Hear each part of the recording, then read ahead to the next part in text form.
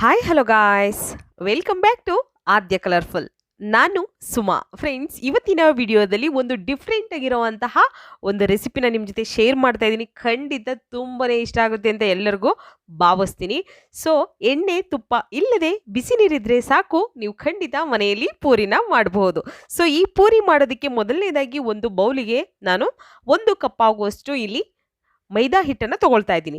So ಮೈದಾ ಹಿಟ್ಟು ಬೇಡ ಅನ್ನೋರು ನೀವು ಗೋಧಿ ಹಿಟ್ಟನ್ನು ಕೂಡ ಉಪಯೋಗಿಸ್ಬೋದು ಫ್ರೆಂಡ್ಸ್. ಹಾಗೆ ಇದಕ್ಕೆ ರುಚಿಗೆ ತಕ್ಕಷ್ಟು ಉಪ್ಪನ್ನು ಹಾಕ್ಕೊಂಡು ಒಂದ್ಸಲ ಇದನ್ನು ನೀಟಾಗಿ ಮಿಕ್ಸ್ ಮಾಡ್ಕೊಳ್ಳೋಣ. ಫ್ರೆಂಡ್ಸ್, ನೀವ್ಯಾರಾದರೂ ಫಸ್ಟ್ ಟೈಮ್ ನನ್ನ ಚಾನಲ್ಗೆ ವಿಸಿಟ್ ಮಾಡಿದರೆ ಪ್ಲೀಸ್ ನನ್ನ ಚಾನಲ್ನ ಸಬ್ಸ್ಕ್ರೈಬ್ ಮಾಡ್ಕೊಳ್ಳಿ, ಹಾಗೆ ಲೈಕ್ ಮಾಡಿ ಮತ್ತು ಶೇರ್ ಮಾಡಿ ಫ್ರೆಂಡ್ಸ್. ಇವಾಗ ಚೆನ್ನಾಗಿ ಇದನ್ನು ಮಿಕ್ಸ್ ಮಾಡ್ಕೊಳ್ತಾ ಇದ್ದೀನಿ. ನೋಡ್ಬೋದು ನೀವು.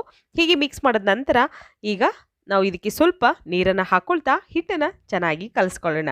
ಖಂಡಿತ ನೀರಲ್ಲಿ ಅದು ನೀರಿನಲ್ಲಿ ನಾವು ಪೂರಿನ ಹೇಗೆ ಮಾಡ್ಕೊಳ್ಳೋದು ಅಂತ ನೀವು ಎಲ್ಲ ಯೋಚಿಸ್ತಿರ್ಬೋದು. ಖಂಡಿತವಾಗ್ಲೂ ತುಂಬಾ ಟೇಸ್ಟಿಯಾಗಿರೋವಂಥ ಒಂದು ರೆಸಿಪಿ ಇದು. ಸೊ ನಾವೆಲ್ಲ ಕೂಡ ಮನೇಲಿ ತಯಾರಿಸಿ ತಿಂದು ಎಲ್ಲರೂ ಕೂಡ ಇಷ್ಟಪಟ್ಟಿರೋದಕ್ಕೆ ನಾನು ನಿಮ್ಮ ಜೊತೆ ಶೇರ್ ಮಾಡ್ತಾ ಇದ್ದೀನಿ. ದಯವಿಟ್ಟು ನೀವು ಕೂಡ ಮನೇಲಿ ತಯಾರಿಸಿ ಆ ಟೇಸ್ಟ್ ಹೇಗಿತ್ತಂತ ತಪ್ಪದೆ ಕಾಮೆಂಟ್ ಸೆಕ್ಷನಲ್ಲಿ ತಿಳಿಸಿ ಫ್ರೆಂಡ್ಸ್. ಈಗ ನೋಡಿ, ನಾನು ಇದಕ್ಕೆ ಕೈಯಿಂದ ಒಂದ್ಸಲ ಮಿಕ್ಸ್ ಮಾಡಿಕೊಂಡು ಸ್ವಲ್ಪನೇ ನೀರನ್ನು ಹಾಕ್ಕೊಳ್ತಾ ಹಿಟ್ಟನ್ನು ಕಲಿಸ್ಕೊಳ್ತೀನಿ. ಜಾಸ್ತಿ ಒಂದೇ ಸಲ ನೀರನ್ನು ಜಾಸ್ತಿ ಹಾಕ್ಕೊಳ್ಳೋಕೆ ಹೋಗ್ಬಿಡಿ, ಸ್ವಲ್ಪ ಹಾಕ್ಕೊಳ್ಳಿ. ಈಗ ಮಿಕ್ಸ್ ಮಾಡ್ಕೊಳ್ಳೋಣ. ಹೀಗೆ ನಾನು ನೀಟಾಗಿ ಮಿಕ್ಸ್ ಮಾಡ್ಕೊಳ್ತಾ ಇದ್ದೀನಿ. ಜಾಸ್ತಿ ತೆಳ್ಳಗೆ ಮಾಡ್ಕೊಳ್ಳೋದು ಬೇಡ. ಮಾಮೂಲಿಯಾಗಿ ನಾವು ಪೂರಿ ಹಿಟ್ಟಿಗೆ ಹೇಗೆ ಹಿಟ್ಟನ್ನು ಕಲಿಸ್ಕೊಳ್ತೀವೋ ಅದೇ ಥರ ಹಿಟ್ಟನ್ನು ಹಾಕ್ಕೊಂಡ್ರೆ ಕಲಿಸ್ಕೊಂಡ್ರೆ ಸಾಕಾಗುತ್ತೆ. ನೋಡಿ, ಹೀಗೆ ಮಿಕ್ಸ್ ಮಾಡ್ಕೊಂಡಿದ್ದೀನಿ. ಇದಕ್ಕೆ ಸ್ವಲ್ಪ ಎಣ್ಣೆ ಬೇಕು ಅಂದರೆ 1 ಸ್ಪೂನ್ ಆಗುವಷ್ಟು ಆಯಿಲ್ನ ಹಾಕ್ಕೊಳ್ಳೋಣ. ನಾವು ಸ್ವಲ್ಪ ಹಾಕ್ಕೊಂಡ ನಂತರ ಇದನ್ನು ಒಂದು 2 ನಿಮಿಷ ನಾದಿ ನಾವು ಮತ್ತೆ ಇದನ್ನು ಒಂದು 5 ರಿಂದ 10 ನಿಮಿಷ ರೆಸ್ಟಿಗೆ ಇಡಬೇಕಾಗುತ್ತೆ. ನೋಡಿ, ಹೀಗೆ ನಾನಿಲ್ಲಿ ಬರೀ ಮೈದಾ ಹಿಟ್ಟನ್ನೇ ಉಪಯೋಗಿಸ್ತಾ ಇದ್ದೀನಿ. ಸೊ ಇಲ್ಲಿ ಚಿರೋಟಿ ರವೆ ಆಗಲಿ ಅಥವಾ ನಾನು ಗೋಧಿ ಹಿಟ್ಟಾಗಲಿ ಯಾವುದನ್ನು ಕೂಡ ಮಿಕ್ಸ್ ಮಾಡಿಲ್ಲ, ಒಂದನ್ನೇ ಉಪಯೋಗಿಸಿದ್ದೀನಿ. ಬೇಕು ಅಂತಂದರೆ ನೀವು ಗೋಧಿ ಹಿಟ್ಟು ಮತ್ತು ಚಿರೋಟಿ ರವೆ ಹಾಗೆ ಮೈದಾ ಎಲ್ಲ ಕೂಡ ಮಿಕ್ಸ್ ಮಾಡಿ ಕೂಡ ಮಾಡ್ಬೋದು. ಅದು ಕೂಡ ತುಂಬ ಚೆನ್ನಾಗಿರುತ್ತೆ. ಇಲ್ಲ ಅಂದರೆ ಬರೀ ಗೋಧಿ ಹಿಟ್ಟಲ್ಲಿ ಮಾಡ್ತೀವಿ ಅಂದರೆ ಖಂಡಿತ ಬರೀ ಗೋಧಿ ಹಿಟ್ಟಲ್ಲೂ ಕೂಡ ನೀವು ಮಾಡ್ಕೊಳ್ಬೋದು. ಸೊ ಇವಾಗ ಹಿಟ್ಟನ್ನು ಚೆನ್ನಾಗಿ ಕಲಿಸಿದ್ದೀನಿ. ನೋಡ್ಬೋದು ನೀವು. ಹೀಗೆ ಹಿಟ್ಟನ್ನು ಚೆನ್ನಾಗಿ ಕಲಿಸ್ಕೊಂಡಿದ್ದೀನಿ. ಕಲಸಿದ್ದಾಗಿದೆ. ಇವಾಗ ಇದನ್ನು ರೆಸ್ಟಿಗೆ ಇಟ್ಟ ನಂತರ ನಾನು ಒಂದು 5 ನಿಮಿಷ ಇದನ್ನು ರೆಸ್ಟಿಗೆ ಇಟ್ಬಿಡೋಣ. ನಂತರ ಇಲ್ಲಿ ಒಂದು ಪ್ಯಾನಿಗೆ 1 ಸ್ಪೂನ್ ಆಗುವಷ್ಟು ತುಪ್ಪ ತೊಗೊಂಡಿದ್ದೀನಿ. ತುಪ್ಪಕ್ಕೆ ನಾವು ತುಪ್ಪ ಚೂರು ಬಿಸಿ ಆದ ನಂತರ 1 ಕಪ್ ಆಗುವಷ್ಟು ನಾನಿಲ್ಲಿ ಬೆಲ್ಲನ ಕುಟ್ಟಿ ಅದನ್ನು ಹಾಕ್ಕೊಂಡಿದ್ದೀನಿ. ಸೊ ಪುಡಿ ಮಾಡಿ ನಾವು ಹಾಕ್ಕೊಂಡಿದ್ದೀವಿ. ನಿಮ್ಮ ರುಚಿಗೆ ಅನುಗುಣವಾಗಿ ನೀವು ಇಲ್ಲಿ ಬೆಲ್ಲನ ಉಪಯೋಗಿಸ್ಬೋದು. ಸೊ ಇಲ್ಲಿ ನಾನು 1 ಕಪ್ ತೊಗೊಂಡಿದ್ದೀನಿ. ನಿಮಗೆ ಬೇಡ ಅಂದರೆ ನೀವು ಅರ್ಧ ಕಪ್ ಕೂಡ ತೊಗೋಬೋದು ಅಥವಾ 3/4 ಕಪ್ ಕೂಡ ತೊಗೋಬಹುದು. ಸೊ ಈಗ ನೋಡಿ, ಬೆಲ್ಲ ಈ ಥರ ಕರಗ್ತಾ ಇದೆ ತುಪ್ಪದಲ್ಲಿ. ನೀರೇನು ಹಾಕಕ್ಕೆ ಹೋಗಿಬಿಡಿ. ಹೀಗೆ ಬೆಲ್ಲ ಚೆನ್ನಾಗಿ ಕರಗ್ತಾ ಇದೆ. ಸೊ ಕರಗಿರೋಂತಹ ಬೆಲ್ಲಕ್ಕೆ ನಾವು ಇವಾಗ 1 ಕಪ್ ಆಗುವಷ್ಟು ಕಾಯಿ ತುರಿನ ಹಾಕ್ಕೊಳ್ಳೋಣ. ಹಸಿ ಕಾಯಿ ತುರಿ ಇದು, ಒಣ ಕಾಯಿ ತುರಿ ಅಲ್ಲ, ಒಣ ಕೊಬ್ಬರಿ ಅಲ್ಲ, ಹಸಿ ಕಾಯಿ ತುರಿ. ಸೊ ಈಗ ಹೀಗೆ ಮಿಕ್ಸ್ ಮಾಡ್ಕೊಳ್ಳೋಣ. ಚೆನ್ನಾಗಿ ಇದನ್ನು ಮಿಕ್ಸ್ ಮಾಡ್ಕೊಳ್ಳೋಣ.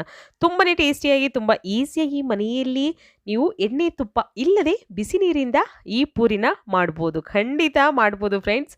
ನೀವೆಲ್ಲ ಬಾಯಿ ಮೇಲೆ ಬೆರಳಿಟ್ಕೊಂಡಿದ್ದೀರಾ ಅಂತ ಗೊತ್ತು ನನಗೆ ಹೇಗೆ ಮಾಡ್ಬೋದು ಅಂತ.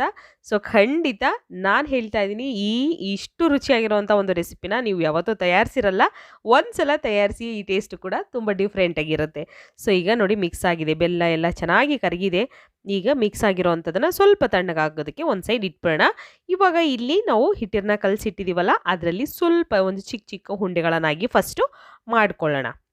ನೋಡಿ, ಈ ಥರ ಮಾಡಿಕೊಂಡು ಹೀಗೆ ಬಿಲ್ಲೆ ಥರ ಮಾಡ್ಕೋತಾ ಇದ್ದೀನಿ. ಸೊ ಮಾಡ್ಕೊಂಡ ನಂತರ ನಾವು ಒಂದು ಮಣೆ ತೊಗೊಳ್ಳೋಣ. ಮಣೆಗೆ ಸ್ವಲ್ಪ ಎಣ್ಣೆನ ಸ್ಪ್ರೆಡ್ ಮಾಡ್ಕೊಳ್ಳೋಣ. ಇದಕ್ಕೆ ಸ್ವಲ್ಪ ಎಣ್ಣೆ ಸ್ಪ್ರೆಡ್ ಮಾಡ್ಕೊಳ್ತೀನಿ. ಹೀಗೆ ಹಚ್ಚಿ ಇವಾಗ ನಾವು ನಿಧಾನವಾಗಿ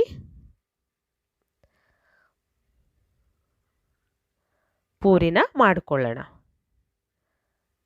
ಮಾಮೂಲಿಯಾಗಿ ನಾವು ಪೂರಿ ಮಾಡಬೇಕಾದ್ರೆ ಹೇಗೆ ಲಟ್ಟಿಸ್ಕೊಳ್ತೀವೋ ಅದೇ ಥರ ನೀವು ಹಿಟ್ಟನ್ನು ಪೂರಿನ ಲಟ್ಟಿಸ್ಕೊಂಡ್ರೆ ಆಯಿತು. ನೋಡಿ, ಹೀಗೆ ಲಟ್ಟಿಸ್ಕೊಳ್ಳೋಣ. ಇವಾಗ ಎಷ್ಟು ಅಗಲ ಬೇಕಾಗುತ್ತೆ ಅಂತ ನೋಡಿಕೊಂಡು ನೀವು ಲಟ್ಟಿಸ್ಕೊಳ್ಳಿ. ಸ್ವಲ್ಪ ದೊಡ್ಡದೇ ಇರಲಿ, ಜಾಸ್ತಿ ಚಿಕ್ಕದು ಬೇಡ. ನೋಡಿ, ಇಷ್ಟಿದ್ರೆ ಸಾಕಾಗುತ್ತೆ, ಕರೆಕ್ಟಾಗಿದೆ.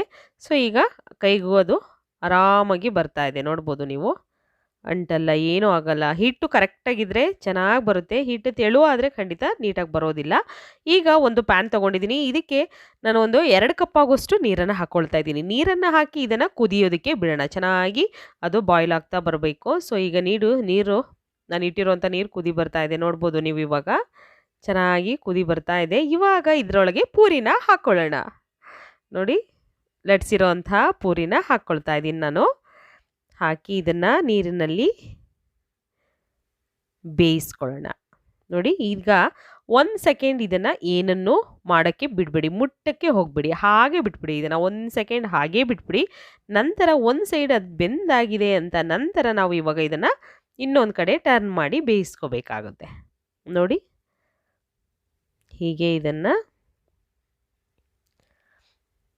ಈಗ ಒಂದು ಸೈಡು ಆಗಿದೆ. ಇದನ್ನು ಮತ್ತೆ ಟರ್ನ್ ಮಾಡಿ ಇನ್ನೊಂದು ಕಡೆ ಕೂಡ ನಾವು ಬೇಯಿಸ್ಕೊಳ್ಳೋಣ ಚೆನ್ನಾಗಿ. ಇದನ್ನು ನೋಡಿ, ಈ ಥರ ಹೈ ಫ್ಲೇಮ್ ಮಾಡಿಕೊಂಡೇ ಬೇಯಿಸ್ಕೋಬೇಕು, ಲೋ ಫ್ಲೇಮ್ ಮಾಡಬೇಡಿ, ಹೈ ಫ್ಲೇಮಲ್ಲೇ ಬೇಯಿಸ್ಕೊಳ್ಳಿ.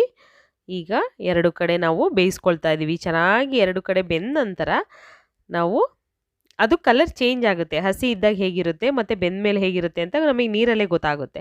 ಸೊ ಆವಾಗ ಇದನ್ನು ನಿಧಾನವಾಗಿ ಒಂದು ಬೌಲಿಗೆ ಅಥವಾ ಒಂದು ಪ್ಲೇಟಿಗೆ ತೆಗೆದಿಟ್ಕೊಳ್ಳೋಣ. ಕಲರ್ ಚೇಂಜ್ ಆಗಿದೆ ಅಲ್ವಾ, ನೋಡಿದ್ರೇ ಗೊತ್ತಾಗುತ್ತೆ. ಸೊ ಇವಾಗ ಒಂದು ಪ್ಲೇಟಿಗೆ ಇದನ್ನು ತೆಗೆದಿಟ್ಕೊಳ್ತಾ ಇದ್ದೀನಿ. ಸೊ ಈಗ ತೆಗೆದಿರೋವಂತಹ ಒಂದು ಪೂರಿನ ಒಂದು ಮಣೆ ಮೇಲೆ ಹಾಕ್ಕೊಳ್ಳೋಣ ಫಸ್ಟು. ಈಗ ಹಾಕಿರೋಂತಹ ಒಂದು ಪೂರಿನ ನೋಡಿ, ಎಲ್ಲೂ ಕೂಡ ಕಟ್ಟಾಗಿಲ್ಲ, ಅಷ್ಟು ಚೆನ್ನಾಗಿ ಬಂದಿದೆ, ಸಾಫ್ಟಾಗಿದೆ. ಇವಾಗ ಮಾಡಿರುವಂತಹ ಒಂದು ಬೆಲ್ಲದ ಮತ್ತು ಕಾಯಿಯನ್ನು ಉಪಯೋಗಿಸಿ ಮಾಡಿರುವಂತಹ ಹೂರಣನ ಇದರ ಮಧ್ಯದಲ್ಲಿ ಹಾಕ್ಕೊಳ್ಳೋಣ ಇವಾಗ. ನೋಡಿ, ಇವಾಗ ನಾನು 1 ಸ್ಪೂನ್ ಆಗೋಷ್ಟು ಅಥವಾ 2 ಸ್ಪೂನ್ ಆಗೋಷ್ಟು ಹೂರಣನ ಹಾಕ್ಕೊಳ್ತಾ ಇದ್ದೀನಿ. ನೋಡಿ, ಹೀಗೆ ಹಾಕಿದ ನಂತರ ಇದನ್ನು ಹೀಗೆ ಕ್ಲೋಸ್ ಮಾಡ್ಕೊಳ್ಳೋಣ. ನಾವು ಮಾಮೂಲಿಯಾಗಿ ಮನೆಯಲ್ಲಿ ಕರ್ಜಿಕಾಯಿ ಮಾಡ್ತೀವಲ್ಲ, ಸೊ ಕರ್ಜಿಕಾಯಿನ ಮಾಡಿ ಎಣ್ಣೆಯಲ್ಲಿ ಕರ್ಕೊಳ್ತೀವಿ. ಸೊ ಅದೇ ರೀತಿ ಇದು ಹಬೆ ಕಡುಬನ್ನು ಮನೆಯಲ್ಲಿ ನೀವು ಇಷ್ಟು ರುಚಿಯಾಗಿ ಮಾಡ್ಕೋಬೋದು. ಒಂದು ಡಿಫ್ರೆಂಟ್ ಆಗಿರೋವಂತಹ ವಿಧಾನದಲ್ಲಿ ಟ್ರೈ ಮಾಡಿ. ನಿಮಗೆ ಹೇಗೆ ಅನ್ನಿಸ್ತು, ಆ ಟೇಸ್ಟ್ ಹೇಗಿತ್ತು ಅನ್ನೋದನ್ನು ತಪ್ಪದೆ ನನಗೆ ಕಾಮೆಂಟ್ ಸೆಕ್ಷನಲ್ಲಿ ತಿಳಿಸಿ. ನೋಡಿ, ಈ ಥರ ಕೈಯಿಂದ ಕೂಡ ನೀವು ಹೀಗೆ ಪ್ರೆಸ್ ಮಾಡ್ಕೋಬೋದು. ಅದಾದ ನಂತರ ಬೇಕಿದ್ರೆ ಹೀಗೆ ಸ್ಪಾರ್ಕಿಂದ ನೀವು ಈ ಥರ ಡಿಸೈನ್ ಮಾಡ್ಬೋದು. ಸೊ ಡಿಸೈನ್ ಬೇಡ ಅನ್ನೋದಾದರೆ ಕೈಯಿಂದನೇ ಕೂಡ ಹೀಗೆ ಅದನ್ನು ಪ್ರೆಸ್ ಮಾಡಿ ಕೂಡ ನೀವು ಇಡ್ಬೋದು ಫ್ರೆಂಡ್ಸ್.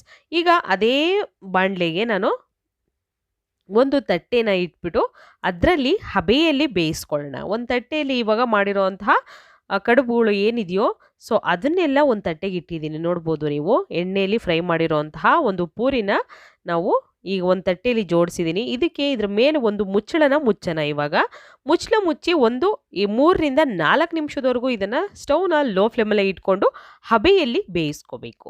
ಹಸಿದು ಹಾಗೆ ತಿಂದರೆ ಅದು ಟೇಸ್ಟ್ ಚೆನ್ನಾಗಿರೋಲ್ಲ, ಸೊ ತಿನ್ನೋಕ್ಕೂ ಆಗಲ್ಲ. ಹಾಗಾಗಿ ಈ ರೀತಿಯಾಗಿ ನೀವು ಹಬೆಯಲ್ಲಿ ಬೇಯಿಸ್ಕೊಳ್ಳಿ ಒಂದು 2 ರಿಂದ 3 ನಿಮಿಷ ಅಥವಾ 3 ರಿಂದ 4 ನಿಮಿಷದವರೆಗೂ. ನೋಡಿ, ಈಗ ಅಂಟೋದು ಇಲ್ಲ, ಅದು ಎಷ್ಟು ಸಲೀಸಾಗಿ ಬರ್ತಾ ಇದೆ ಅಂತ ನೋಡಿ. ಸ್ವಲ್ಪನೂ ಅಂಟೋದಿಲ್ಲ, ಚೆನ್ನಾಗಿ ಬರುತ್ತೆ. ಸೊ ಈ ರೀತಿಯಾಗಿ ರುಚಿಯಾಗಿರುವಂತಹ ಒಂದು ಮನೆಯಲ್ಲಿ ನೀರಿನಿಂದ ಮಾಡುವಂತಹ ಪುರಿನ ಹಬೆ ಕಡುಬು ರೆಡಿಯಾಗಿದೆ. ನೀವು ಕೂಡ ಮನೆಯಲ್ಲಿ ತಯಾರಿಸಿ ಹೇಗೆ ಬಂತು ಅಂತ ತಪ್ಪದೆ ತಿಳಿಸಿ. ಬಾಯ್, ಸಿ ಯು.